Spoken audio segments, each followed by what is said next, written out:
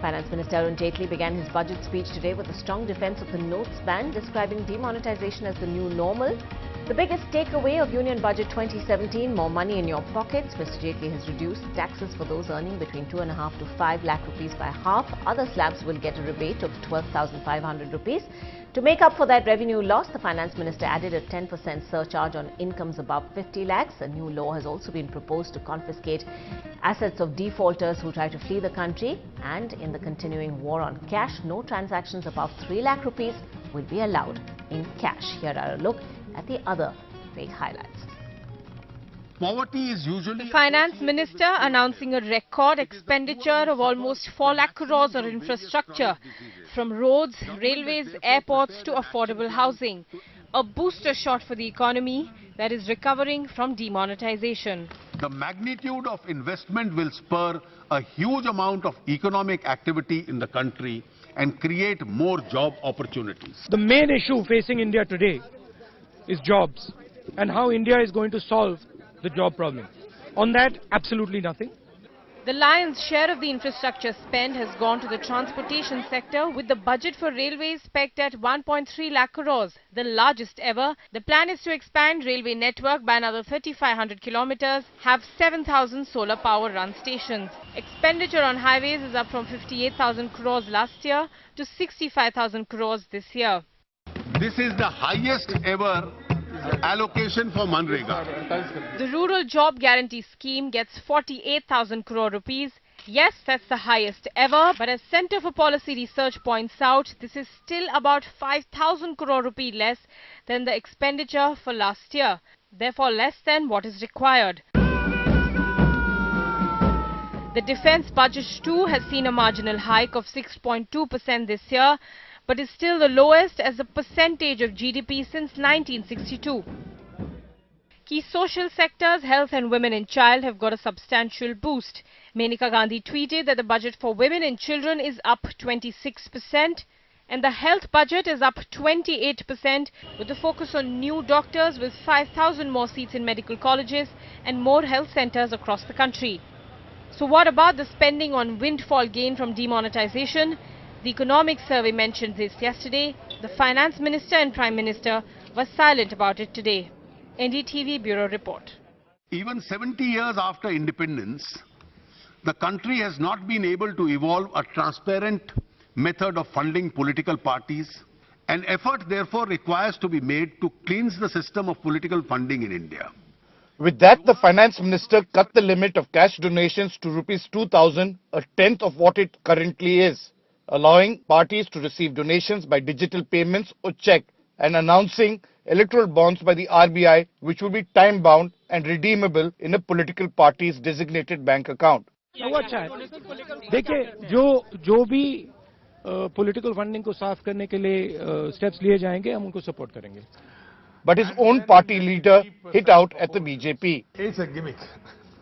If government is serious about it, put a ban corporate funding of political parties. However, industrialists welcome Jaitley's move. I think, some of the good takeaways are definitely the electoral bonds is a very good way of trying to at least clean up the political funding. It has done nothing to stop that, as far as I know, except the electoral funding. And that's why I give it a huge amount of this thing. Political leaders responsible for managing party funds say the new measures are not going to make a difference. Instead, it will only further increase the creation of black money. With Bureau Input, Sunil Prabhu, NDTV.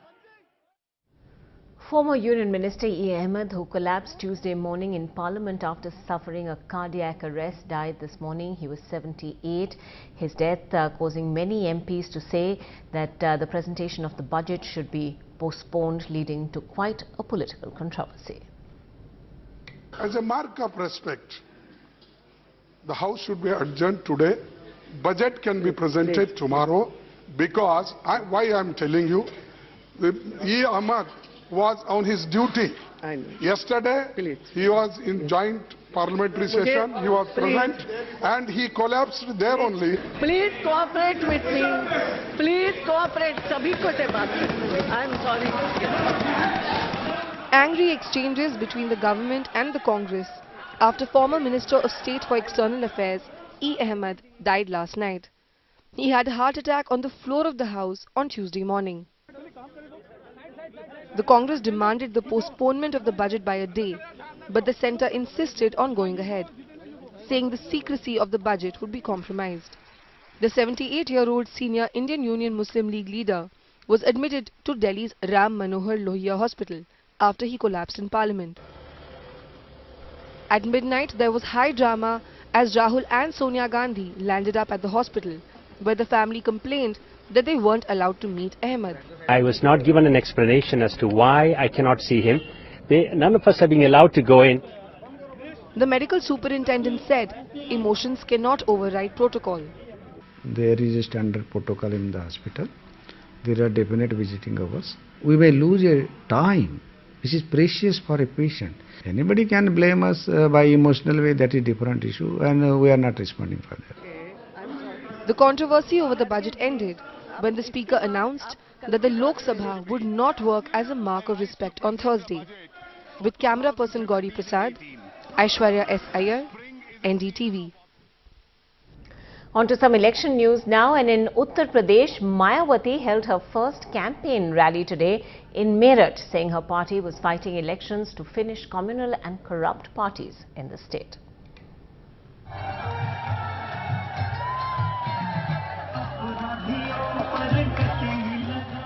The huge crowds at Mayawati's official campaign launch, an indicator that Behenji may well be the X factor in this Uttar Pradesh election. वे अन्य पिछड़े वर्गों के लोगों को यहाँ BJP को कतई भी अपना वोट नहीं देना है, अर्थात इन वर्गों के लोगों को बीजेपी को वोट देने का मतलब इन्हें अपने खुद के आरक्षण के खिलाफ ही वोट देना है. Appealing directly to UP's Muslims to vote for the Hathi, Mayawati's choice of Meerut to launch her campaign a calculated one. Western UP has a sizable Muslim population, and together with the traditional vote bank of Dalits, she is hoping for a winning combination. This time, Mayawati has given a record 97 tickets to Muslim candidates. गुंडागर्दी हुई है सारी, और निर्दोष को तो jail में और दोषी सड़कों में घूम रहे हैं. दोषी सड़कों में घूम रहे हैं, निर्दोष जेल में है. तो इसलिए हमने मायावती का दामन थामा है. बहुत ही काम किया निष्पक्ष रूप से, उनके मान सम्मान जिनने जहाँ तक देश विदेश में भी दलितों का नाम बनाया. Mayawati's rally comes on a day when the centre unveiled its budget and she had a word for voters. और फिर जब उत्तर प्रदेश में बीएसपी की सरकार बन जाती है, तो फिर सरकार बनने पर सर्वप्रथम यहाँ प्रदेश में सपा के गुंडों, बदमाशों, माफियाओं, अराजक, भ्रष्ट में सांप्रदायिक तत्वों के जंगल राज का सफाया कर दिया जाएगा. This, as one of her rally promises today, included cake in midday meals. इन बच्चों को दूध, बिस्कुट, अंडा, चने, केक व फल आदि ही दिए जाएंगे. However, she faces a formidable challenge. The SP-Congress alliance could attract the minority vote, and in the Lok Sabha elections, the BSP didn't manage even a single seat, with young Dalits overwhelmingly voting for the BJP. इस बार प्रदेश की जनता तय कर चुकी है कि Samajwadi party हो या Bahujan Samajwadi party, पूरी जनता का मन इस समय भारतीय जनता पार्टी के साथ है.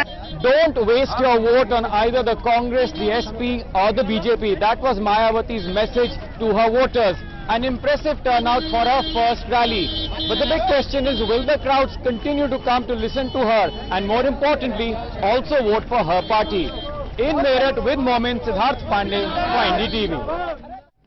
The Election Commission has issued a notice to Defence Minister Manohar Parrikar for violation of the Model Poll Code. Parrikar has been told to explain his bribery comments made at an election meeting in Goa on the 29th of January. When asked for his reaction, Parrikar refused to comment. Mr. Parrikar, one short question. Mr. Parrikar, on the Election Commission Bharatiya Janata party आमच्या प्रिय मतदारसंघात स्वाभिमानी मताचो आदर दवरला आणि प्रियोच्या जनतेचो प्रतिसाद. On to Punjab, which will also poll on the 4th of February. 6 people have been killed in an explosion in a car near the venue of the roadshow of a Congress candidate near Bathinda. The police has not ruled out a terrorism angle to that blast. The Punjab Police Chief inspecting the blast site in Bhatinda, the first such incident this election season in Punjab. Rule out any terror angle, sir? ये कहना कि भी ये वाला angle नहीं हो सकता, मैं समझता हूँ इस मौके पे एक बात गलत होगी. The blast took place shortly after Congress candidate Harminder Singh Jassi's public meeting. He escaped unhurt. But 4 days before Punjab votes, the blast has reignited political ammunition. 10 साल अमन शांति रही है पंजाब च, किते कोई बॉम्ब ब्लास्ट किते होया? आज ਜਦੋਂ ਦਾ ਇਹਨਾਂ ਹਵਾ ਦਿੱਤੀ ਹੈ ਕੇਜਰੀਵਾਲ ਨੇ, ਆ ਸਾਰੇ ਹੁਣ it's N RDX attack. Kejriwal took to Twitter to hit back, saying, to ensure peaceful elections, Sukhbir Badal should be immediately arrested. His role in yesterday's blast should be probed. He'll cause more violence. The Akalis have been alleging that the Aam Aadmi Party is linked with radicals and this blast has given them more ammunition. But the answer to who really carried out this attack will not be known at least before the elections. In the meantime, which political party will the voter believe? In Punjab, Amitod Singh for NETV. Schools across West Bengal celebrated Saraswati Puja on Wednesday as is tradition, all except one. There was no puja at the Tehatta High School, about 40 kilometers from Kolkata. Muslim students in majority said if they were not allowed to celebrate the Prophet's birthday on Nabi Divas, then Hindus could not hold Saraswati Puja in the school. The government shut the school down on Sunday. Saraswati Puja being held under the watchful eyes of the police. This in the area around the Tehatta High School, where there was no Saraswati Puja today. All you saw were police vehicles. Yesterday, however, Muslim students thronged over here with just one demand: no Nabi Divas celebrations, then no Saraswati Puja. যদি এখানে সরস্বতী পূজা হয়ে থাকে তাহলে এখানে নবী দিবসটা হবে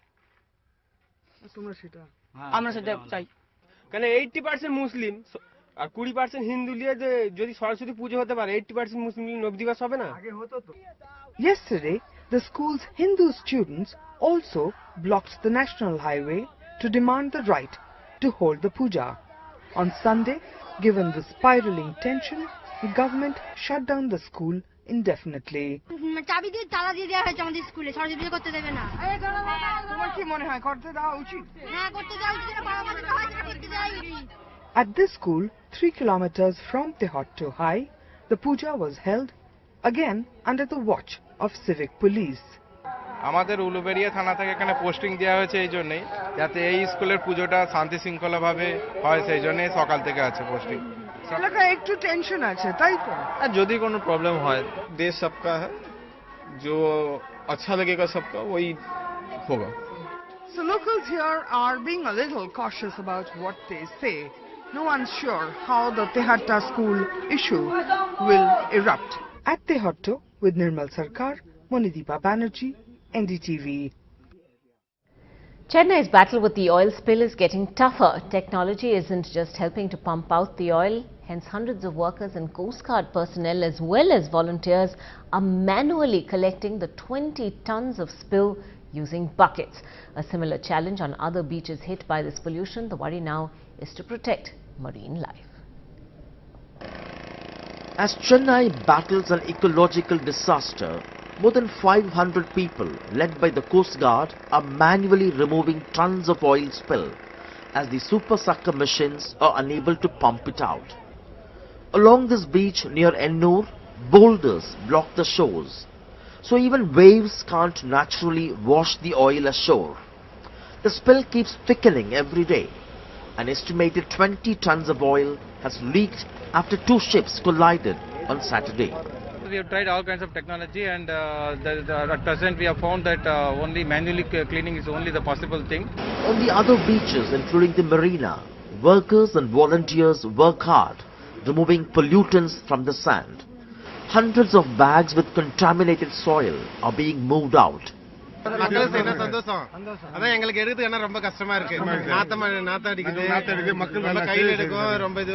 Turtles have died in the polluted area. Environmentalists are worried. Oil will definitely be on the layer, which will affect the oxygen being taken in by these aquatic species that we have. And it's very sad is we cannot quantitatively assess how much of damage has happened to these species because we don't have baseline data. Fishermen are hit hard. Many are straying away from the sea as not many consumers buy their catch. Shakila has 30,000 worth of fish, but no customers.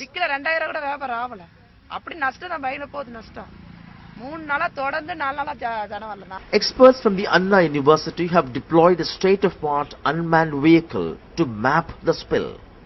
In the analysis, there is a possibility of where the oils has been spilled out and what are the effective measures to be taken.